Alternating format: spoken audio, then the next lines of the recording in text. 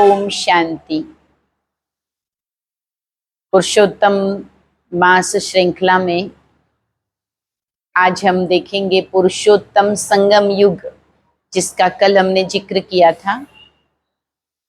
एक मास के लिए तो हम विशेष अधिक मास मनाते हैं, परंतु जब ईश्वरीय प्रज्ञा, ईश्वरीय ज्ञान प्राप्त होता है तो परमात्मा हमें 4 युगों के चक्र का और संगम का ज्ञान देते हैं, जिसको नाम दिया है पुरुषोत्तम संगम युग।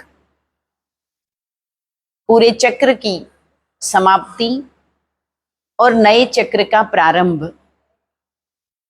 यूं तो संगम का बहुत महत्व भक्ति मार्ग में हमने किया है। कोई नदियों के संगम पर मेले लगते हैं, स्नान आदि करने जाते हैं। कहीं नदी और सागर के संगम पर ही मेले भी लगते हैं, पवित्र तीर्थ स्थान बनाए जाते हैं। 2 ऋतुओं के संगम पर भी त्योहार मनाए जाते हैं। तो मनुष्य आत्माओं के संगम को भी जीवन में एक बहुत बड़ा पर्व या त्योहार, प्रसंग के रूप में मनाते हैं। परंतु अगर विचार करें तो सबसे बड़ा संगम कौन सा?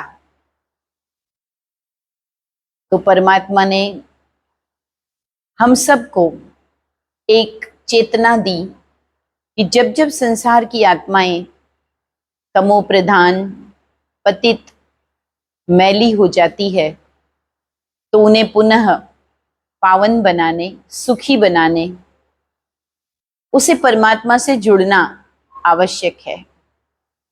और वो समय ही है जिसे संगम युग कहा है। और हम सब अति भाग्यशाली है कि वो संगम युग वर्तमान समय में चल रहा है। परमात्मा अपने बच्चों को, संसार की आत्माओं को भला दुखी कैसे देख सकते हैं? कितनी परेशान, चारों ओर की चिंताओं से घिरे व्यक्ति हमें नजर आते हैं। अनेक शोक, अनेक प्रकार की हिंसा, भय आज समाज, परिवार और मन में भी व्याप्त है। और इन दुखों से छुड़ाने, इन दुखों से मुक्ति का मार्ग बताने परमात्मा स्वयं हमसे मिलने आते हैं। इस संगम को आत्मा और परमात्मा का संगम, और इसे सर्वश्रेष्ठ संगम कहेंगे। पुरुषोत्तम, सर्व आत्माओं से उत्तम महान जीवन बनाने का, जहां मार्गदर्शन मिलता है, शक्ति मिलती है, वही है संगम युग। और इस संगम युग में पवित्र ज्ञान का स्नान भी होता है। इसी संगम युग में ज्ञान का चिंतन की कथा भी होती है, जिसमें मनुष्य स्वयं की कथा को जानता है।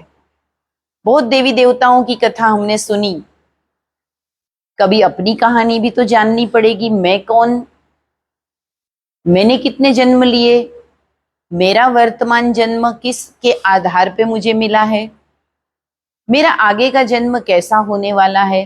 तो अपनी कथा संगम युग में हमें जानने को मिलती है। और इस कथा से जन्म जन्म की थकान उतर जाती है, समाधान मिल जाते हैं। आज तक हम अपने दुखों के लिए किसी न किसी को कारण समझते आए, परंतु ज्ञान कहता है हमारे हर दुख या समस्या का कारण पूर्व में हुए हमारे ही अच्छे व बुरे कर्म है। असावधानी है या गफलत है, गलती है या पाप है। तो संगम पर ये कथा सुनने को मिलती है। संगम पर ही संतों का संग भी मिलता है।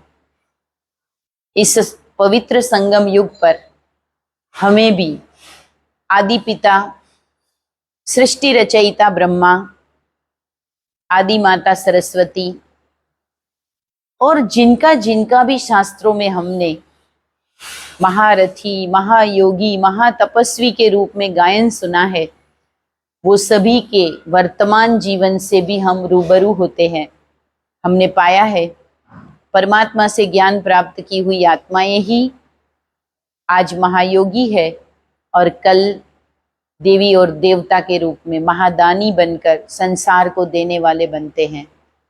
तो संगम, जहां संत समागम भी हुआ, ज्ञान रूपी नदी में स्नान भी हुआ, तो साथ साथ कथा भी सुनने को मिली और प्रसाद भी प्राप्त होता है। प्रसाद अर्थात कथा के अंत में मिलने वाला मिठास।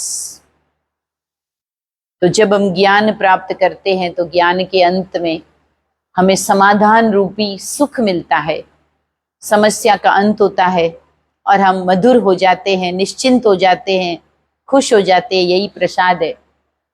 तो आइए सच्चे ऐसे संगम का भी अनुभव करें। प्रजापिता ब्रह्मा कुमारी ईश्वरीय विश्वविद्यालय के सभी सेवा केंद्रों पर ये सच्चे संगम की सारी ही चीजें हमें प्रत्यक्ष में मिलती है। इन आंखों से हमें परमात्मा अनुभव, परमात्मा मिलन, परमात्मा दर्शन का सुख मिलता है। आप सभी भी ले सकते हैं अनुभव करने के लिए। आइए और साथ ही इस पावन पुरुषोत्तम मास में कुछ और एक कदम आगे ज्ञान का, तपस्या का, खुशी का उठाइए। ओम शांति।